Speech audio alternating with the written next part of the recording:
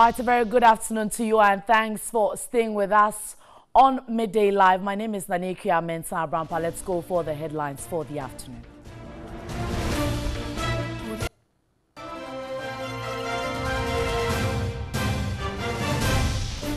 And coming up this afternoon, President Akufo-Addo swears in Martin Amidu as Ghana's first special prosecutor. Also coming up, Accra High Court finds former Ghana Youth Employment and Entrepreneurial Development Agency GIDA coordinator Abuga Pele guilty on 13 counts, and we'll cross over to our reporter for details there. Also on the foreign front this afternoon, Argentina's security ministry foils plots to use the Russian embassy's diplomatic courier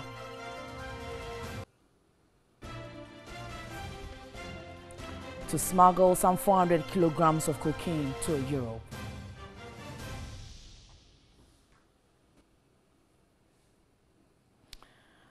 All right, so we have the detail of these, including sports and entertainment, all in the next hour. You'd want to stay with us right here. Also, you can follow us live on Facebook as TV3 Ghana and Twitter too for more of your comments. Now, we begin with from the courts. In Accra High Court finds former Ghana Youth Employment and Entrepreneurial Development Agency GIDA coordinator Abuga Pele guilty on 13 counts. Now, judgment is still ongoing, and Pele, a former national coordinator of GIDA, and Asibit, a former CEO, have been charged with defrauding by false pretense and dishonestly causing financial loss to the state. We'll be giving you more detail to this one as our reporter is there at the court. So join us later to give us more on this particular case pending in the courts. But we move on now away from the courts, and reports indicate that heavy police presence on the campus of the University of Education Winneba, and their presence, we understand, is as a result of confrontation between the chair of the university's council and some members on Thursday night. Samuel Ofori-Bequin is a senior lecturer at the University of Education Winneba, and he joins us on the phone lines to tell us exactly what is happening on campus.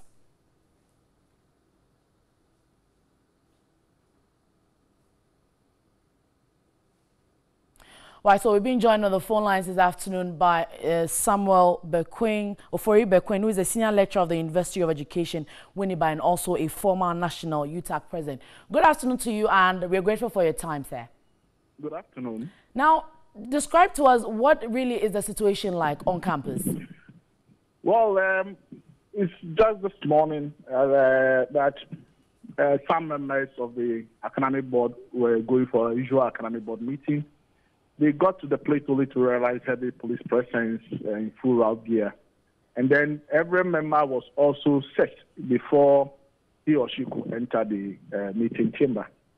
And so many called me to ask what was happening, because yesterday we did have a council meeting. And so far as I'm concerned, nothing happened at the council meeting to have warranted this morning's action. So I went there myself and I saw the police around, but nobody in management has come out clearly as to what the reasons are.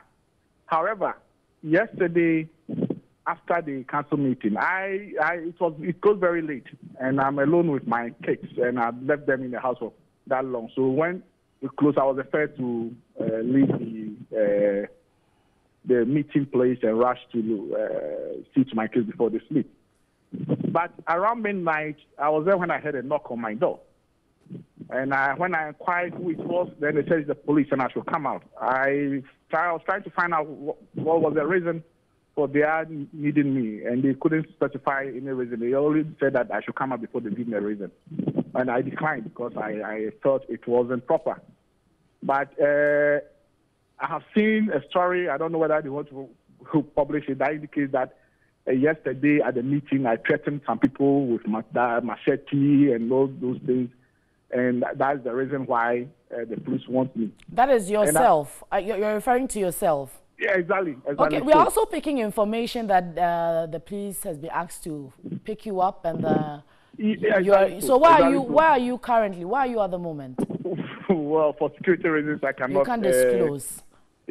Disclose my location, but it's clear that my life is in danger. Because from the one when they started this project of removing the vice chancellor, installing the pro vice chancellor by all means, they have seen me as a threat. But Mr. Bequin, if you think or if you are not guilty for the comments or the issues they've raised against you, don't you think it's good enough to go to the police station, report to the police station yourself? If I'm invited.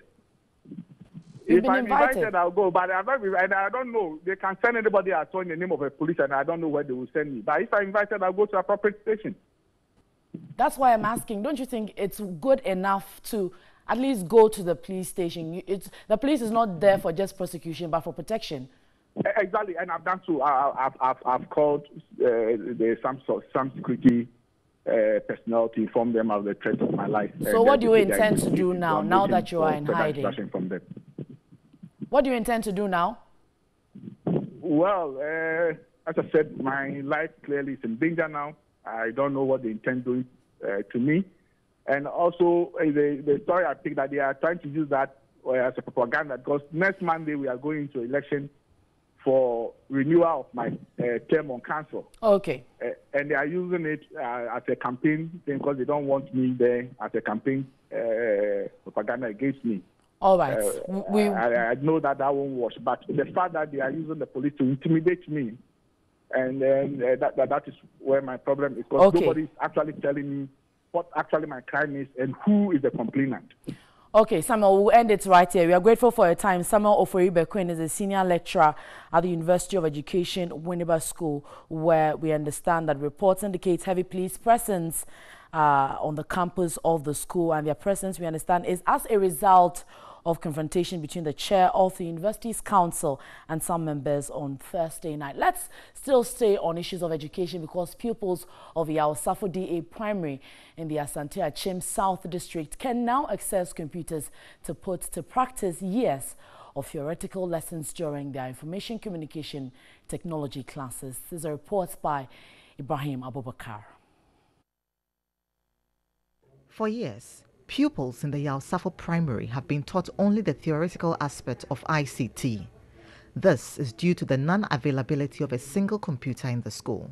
This made the teaching and learning of the subject a difficult task for both teachers and the pupils. Also, access to other educational materials, such as text and exercise books, is a challenge to most pupils. For chalk and rulers and others, we have them, but textbooks are not many. In class 5, they have only 6 English textbooks for 21 students. So sometimes I have to group them, about 7 people on the book, and it's not helping. A non-governmental organization that focuses on promoting the well-being of the girl child, W3 Initiative, has presented the school with a set of desktop computers.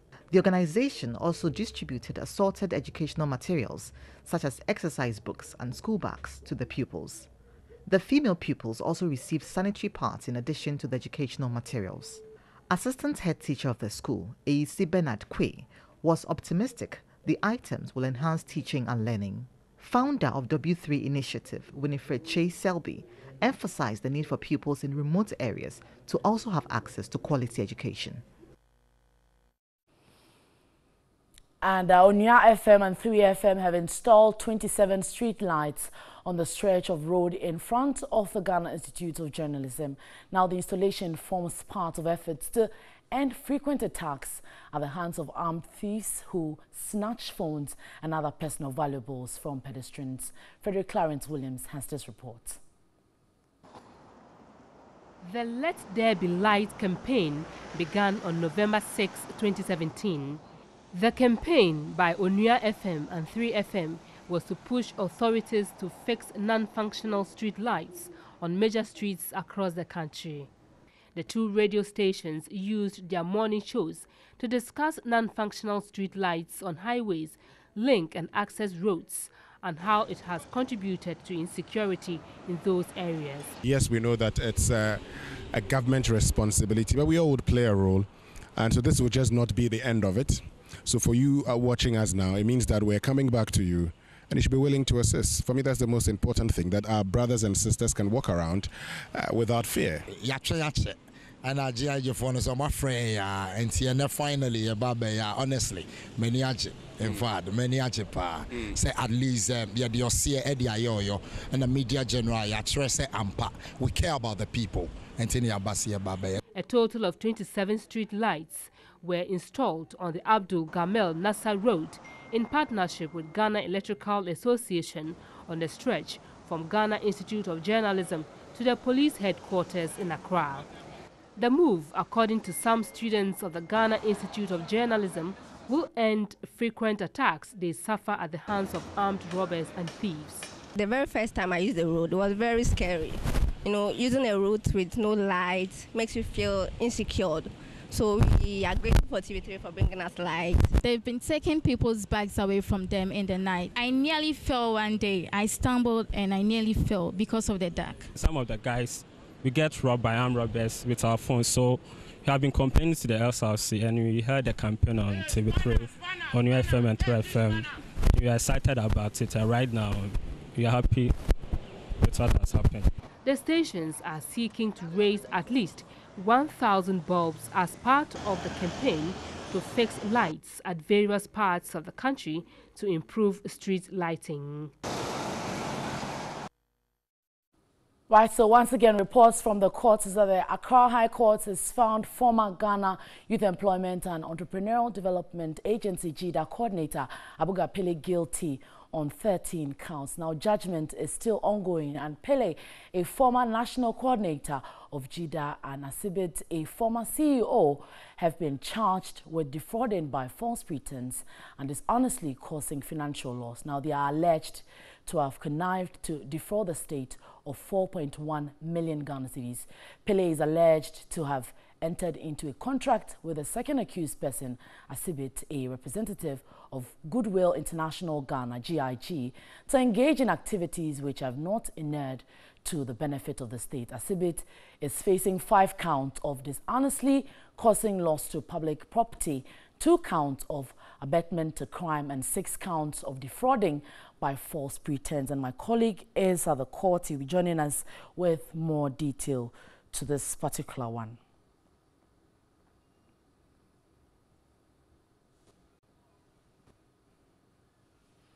All right, so we'll bring you more from the courts later. But away from that, the Ghana Institute of Surveyors has urged governments to expedite the passage of the Survey Council Bill into law. The president of the institute, Edwin Eduteria, noted the bill, when passed, will help regulate activities of survey practitioners and check corruption in the industry. Since its establishment, the Ghana Institute of Surveyors has highlighted critical issues militating against the progress of the nation, whilst offering solutions to policymakers and government to address them. The association has also helped in shaping the professional development of surveyors.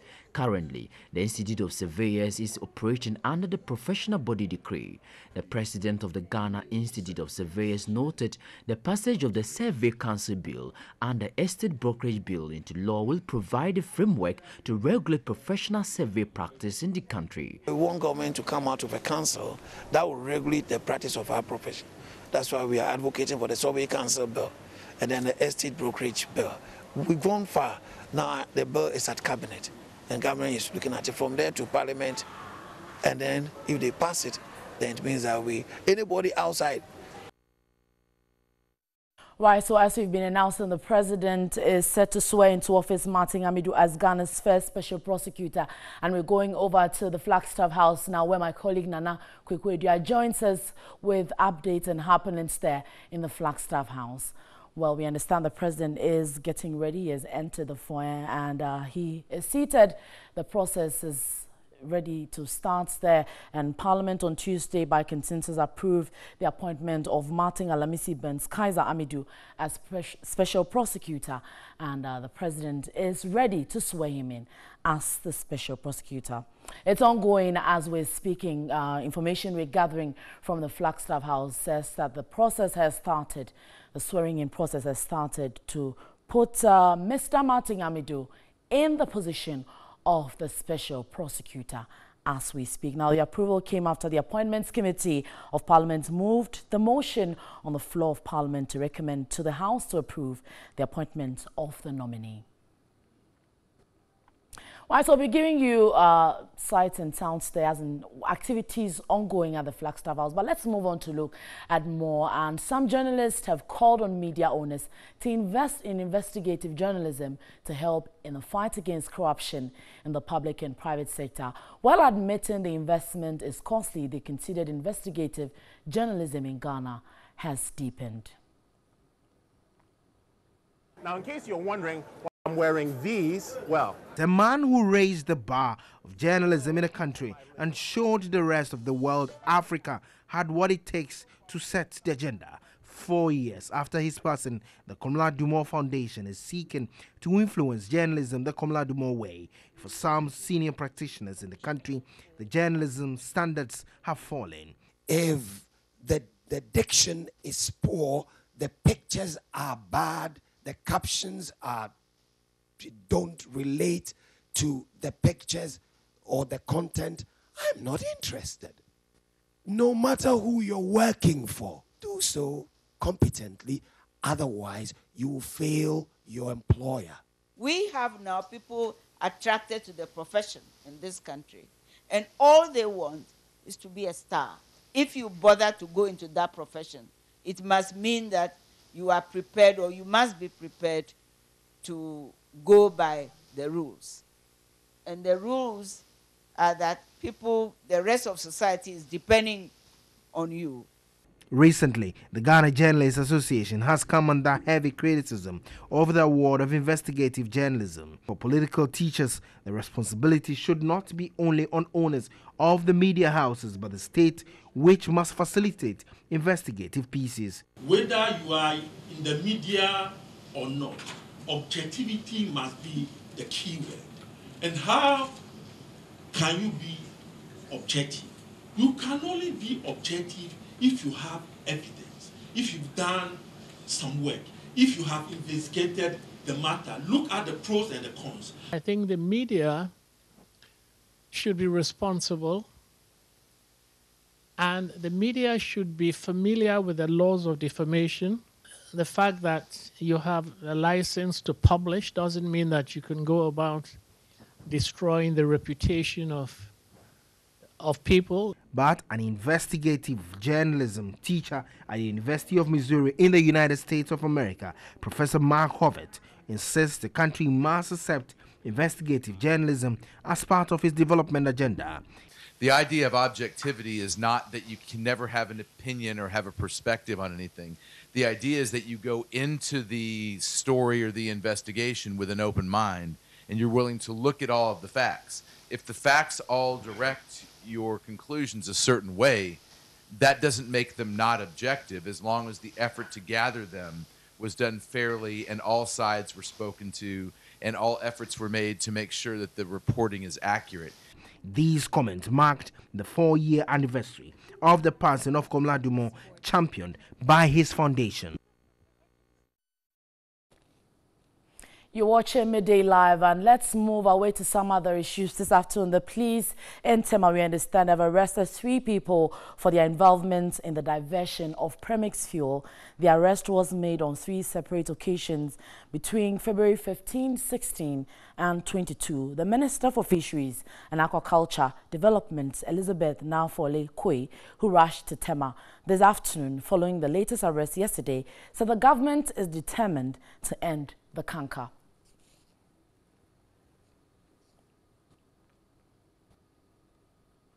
And my colleague Richard Bright Ado joins us on the phone to tell us more. Hello, Bright. Thanks for joining us. Hello. Now, what more can you report with regards to these 3 arrests made? Yes. So, as you rightly said, the arrests were made on separate occasions. One on the 15th, one on the 16th, and then one on the 22nd, yesterday. And it was basically because of the arrest yesterday. That is what prompted the Minister for Fisheries and Aquaculture Development, Elizabeth Nafole Kwe, to actually rush to the Tema Harbour here to assess the situation for herself. She came here in the company of some police commanders, especially the officers who made the arrest. We've not been made to see the suspects. As we speak, there are 3 suspects that were arrested. In all the instances, one of the suspects had 2 drums in the first instance. The other instance, that's the second instance, the suspect had 3 drums of a suspected premise fuel. And in the last instance, that was yesterday, the biggest consignment so far was involved 5 drums of suspected premise fuel. All of them have been brought to the police station here. And so the minister, together with the commanders, came here. They headed to the landing beach site and they assessed the situation for them. They looked at their fillings. There are 2 filling stations at the Tema landing beach site. So they looked at it and then sent a clear signal and a warning to the suspect and those people behind the diversion to be cautious. They also promised and vowed that, well, the government is determined to protect the public purse. And so it will stop at nothing to make sure that all the people behind are arrested. And the police have also assured us that the syndicate, so that the real people will be chased after and then brought to book.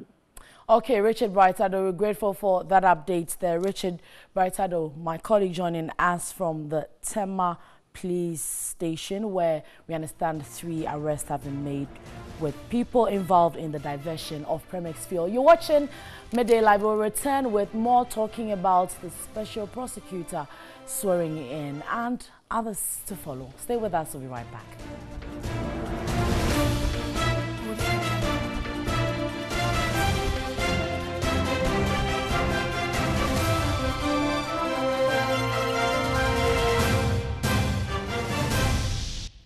Thanks for staying with us. This is Midday Live. And this afternoon on MTN Video Report, Suleiman Enchimbia reports on the poor state of a major road in the Asokore-Mampo municipality of the Ashanti region. Now, according to him, the situation is affecting commuters and economic activity in the area.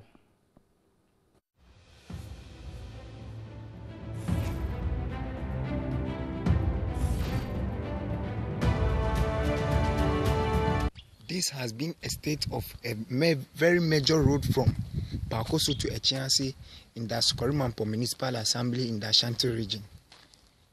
This road is in a very bad shape, as you can see, and can lead to fatal accidents. When it rains, it becomes very difficult for vehicles and road users to make their way through to go for their daily activities. We therefore call on those on authority and other NGOs to come to our aid to help us so that no casualties will be recorded. My name is Suleiman, reporting from Pakoso in the Ashanti region.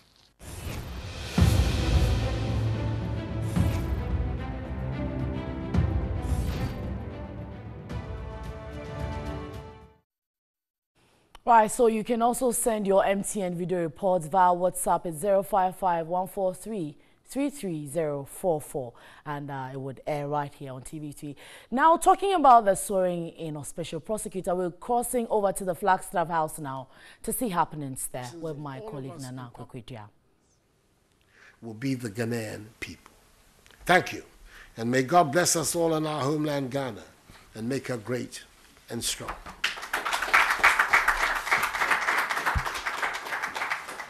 Thank you very much, Mr. President. May I now invite our special prosecutor to make his remarks. Mr. Amido, please.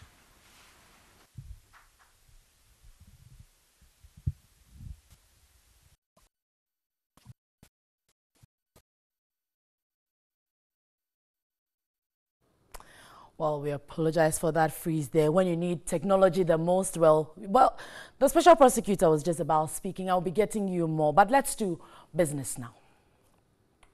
The business segment is brought to you by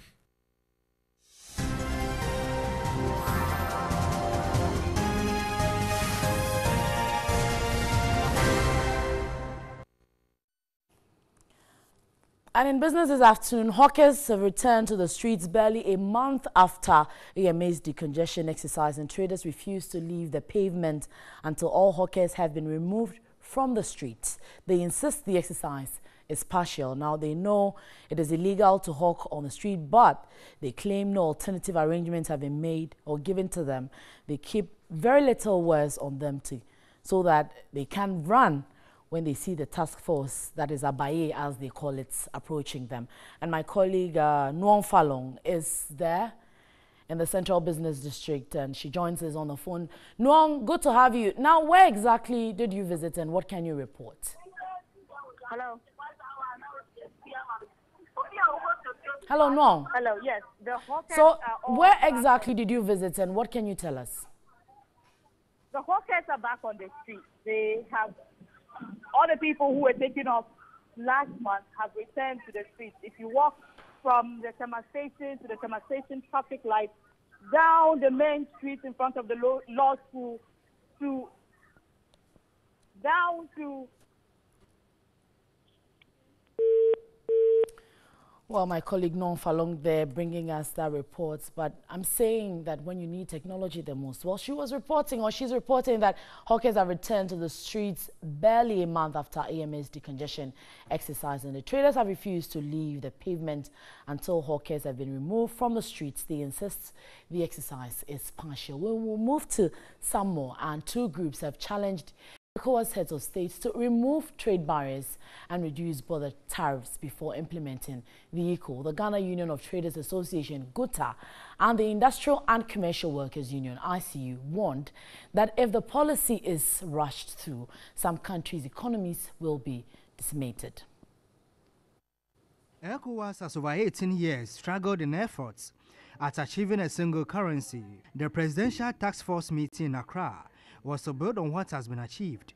The reaction of the leadership of the two labor unions followed a communique signed after the meeting to go ahead with the ECO if some countries fail to meet criteria. The Ghana Union of Traders Association, GUTA, said the strength of the currencies of some ECOWAS member states might defeat achieving a single currency. The Traders Association was extremely worried. Anglophone countries in the sub-region do not seem to agree with the single currency idea. Although GUTA has confidence in the policy, it entreated African leaders to rather address trade barriers. National Director for Welfare Benjamin Yeboah asked African leaders to act swiftly. Every bottleneck that they see that can be a hindrance, they should look at before implementing it. Otherwise, it becomes stillborn, because then you have it, but you have so much problems, and then you realize that you might just have about 2 or 3 countries, operating it, and then where do we go from there? He again pleaded that the policy of protecting jobs in member countries should be removed. Let us put so many things down that will make all countries feel comfortable. That look, you can't have an entrenched policy that will hinder, we moving into your system. The Industrial and Commercial Workers Union, ICU, argued that the ECO, if rushed through, would incur costs for member countries. It's going to be financed by the West African states. Okay, we are not fare too well. We have issues, we have challenges, and I don't think this could come as one of the solutions to the problems of West Africa. General Secretary Solomon Kotei pleaded with African leaders to concentrate on strengthening their local currencies and addressing electoral violence instead of implementing the ECO. West Africa, we think we have more to look at than jump and say, oh, now we are one. That will imply that if I'm moving to Gambia, I don't need visa again. If I'm moving to that, I don't need visa. Those things have not yet been settled.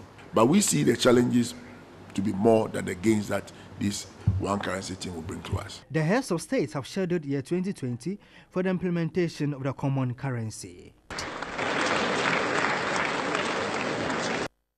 Do for business this afternoon, but we're going back to the courts where Accra High Court has found former Ghana Youth Employment and Entrepreneur Development Agency JIDA coordinator Abuga Pele guilty on 13 counts. Judgment we understand is still ongoing, and Pele, a former national coordinator of JIDA, and Asibit, a former CEO, have been charged with defrauding by false pretense and is honestly causing financial loss to the state. And my colleague Salom Amenya joins us with more detail at the courts.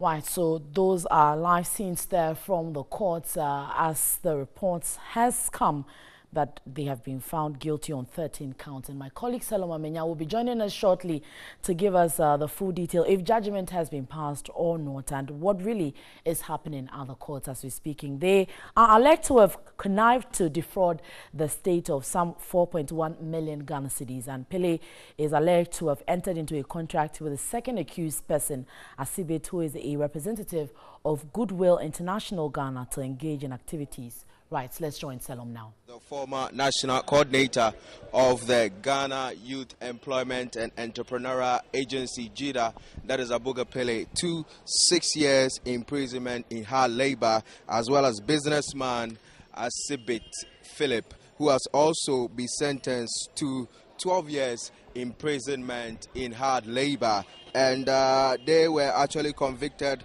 on 19 counts of causing financial loss to the state and also defrauding by false pretense. And before the judge actually gave her sentence, she noted that they were given the chance to actually come up with some restitution in the form of maybe saying that they really want to pay some of the money or something, but they decided to hold on to their proceeds. The court also noted that they were actually not remorseful looking at their attitude in court throughout the trial. And so the court considered all of these before sentencing them. So in your short is the state prosecutors who actually handled the case, and they are about leaving the court. But the people who have been convicted so far, the two officials, you can see the policemen. Right, so Saloma Menya there bringing us that updates from the law courts regarding the sentence of the two parties involved, and talking about guilty of 19 counts of causing financial loss to the state with regards to the corruption and matters arising. But Salom will be joining us in subsequent bulletins to give us more. We're taking a breather here. We'll be back. This is Midday Live.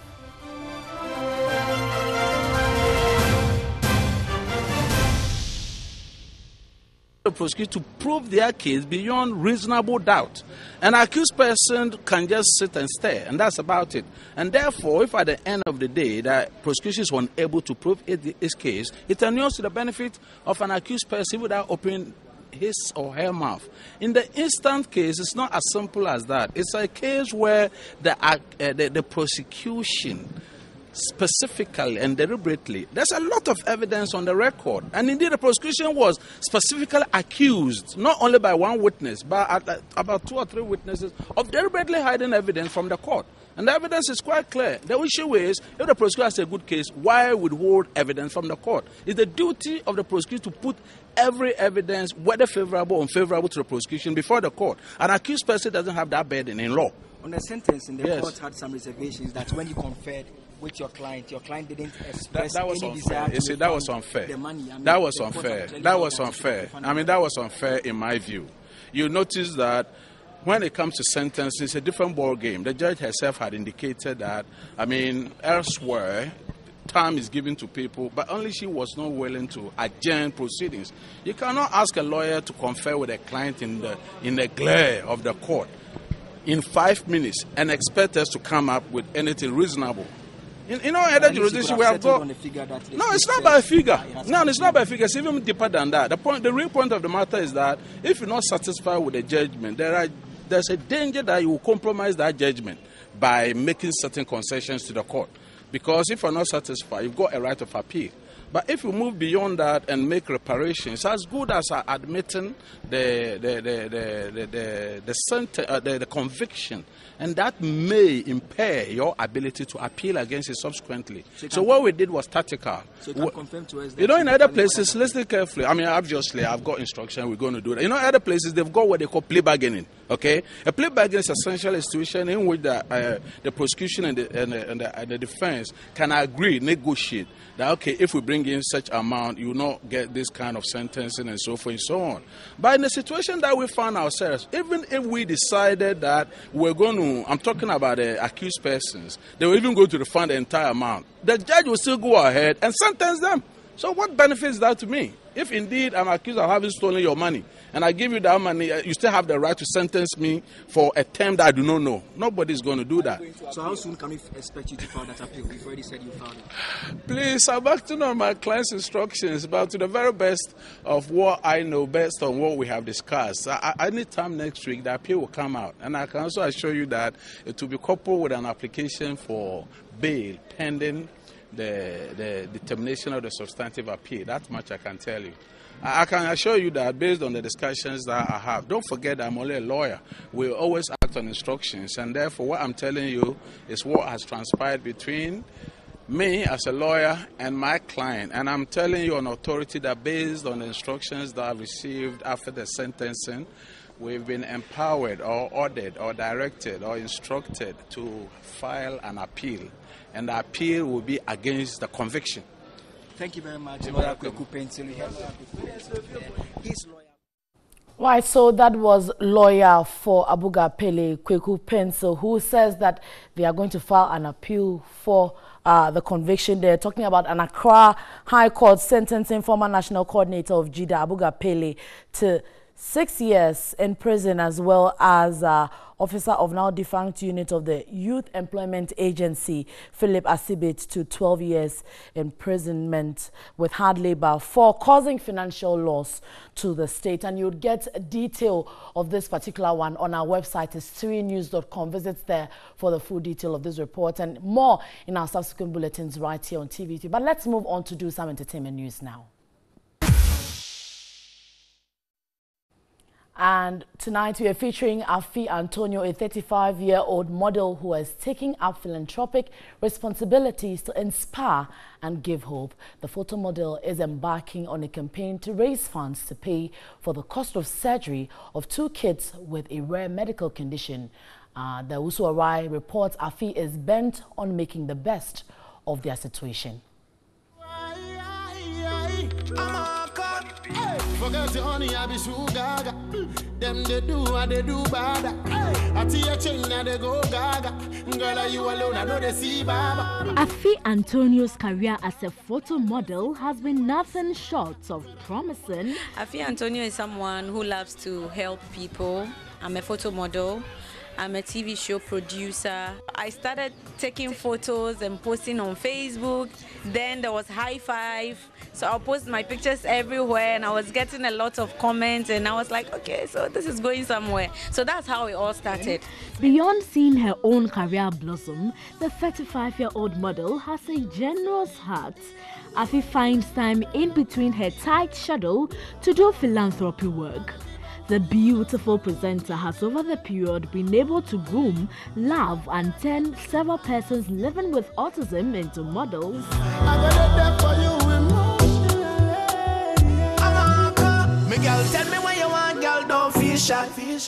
Last year, she unearthed and turned a female living with autism, Nanaya Ohinewa Kufuor, to a photo model. Nanaya has been able to discover her inner potential. Who knows, she could become the next top supermodel. Meet Chota and Miracle, 2 toddlers born with a rare medical condition known as Waardenburg syndrome. The adorable children have colored eyes, hearing and speech impairments and need an urgent surgery to correct the defects. They went outside the country for tests, and hers is a little severe. It's not the mild one. She would have an implant. It's called cochlear implant. So she would have to get that before she can hear, and then they'll work on her speech. A therapist will work on her speech to be able to talk. She can't hear and she can't talk, yes. And the sad thing is, if it's not done early, when she turns 3, nothing can be done again. The surgery will be useless. Afi has spent weeks trying to raise funds to finance their surgery, but it's been challenging. We can come to your home, cook and clean your homes for you for a fee, and then we'll put it in the fund that will cater for the kids. And I think it's a good idea. So we did some photo shoots and did some flyers for that as well. Afi is bent on making the best out of their condition. I love to push, no matter how difficult it is. I know that definitely one day help will come. And I pray that it doesn't come late. People are tired of it, but I keep posting it. I don't know who will see it and who that person will be. Maybe that person might be of help. I saw someone tag Serena Williams in one of my posts on Instagram. Who knows? Probably if she sees, she would want to help. Like Nanaya, Afi treated Chota and Miracle to a photo shoot in a bid to turn them to photo models. I'm praying that they become beautiful and great models because they have an asset. That eyes, you can't get it anywhere. It's very rare. So if they are able to pick up being models, I think it will go a long way to boost their self-esteem as well. It remains the ultimate wish of the gorgeous model to see Chota and Miracle speak here and live a happy life.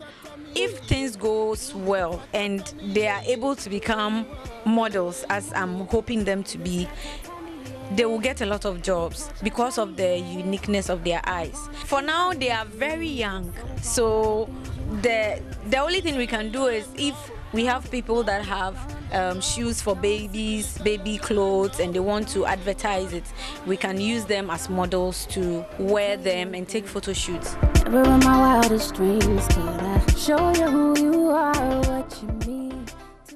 Let's do some international news now. South Africa's President Cyril Ramaphosa has forgiven a newsreader who accidentally killed him off during a live TV broadcast. Peter Ndoro, a former BBC journalist who now works for South Africa's SABC, mistakenly said Mr. Ramaphosa had died on Wednesday, 14th February. He had meant to say Morgan Tsvangirai, the leader of Zimbabwe's opposition, had passed away. Tsvangirai died the same day former President Jacob Zuma stepped down. Ndoro has been off air since, but this morning revealed he would be back on SABC after Mr. Ramaphosa graciously accepted his apology. Argentina's security ministry says it has foiled a plot to use the Russian embassy's diplomatic courier service to smuggle cocaine to Europe. Police seized nearly 400 kilograms of the drug. Police seized nearly 400 kilograms of the drug from diplomatic luggage in an embassy annex after being told about it by the Russian ambassador in December 2016.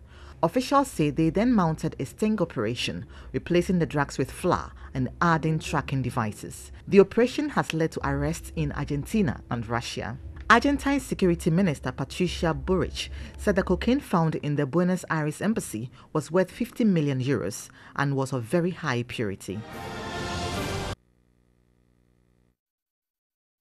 And that would do for Midday Live this afternoon. In stories gone by, President has sworn in Mr. Martin Amidu as Special Prosecutor, first Special Prosecutor. Also, an Accra High Court has sentenced former National Coordinator of JIDA, Abuga Pele, and former Chief Executive Officer of the JIDA Place, Philip Asibit, all 6 and 12 years, respectively, for causing financial loss. There's more news on our website. It's 3news.com. Stay with us for more on TV3. My name is Nanekia Mensah Abrampa. Have a good afternoon.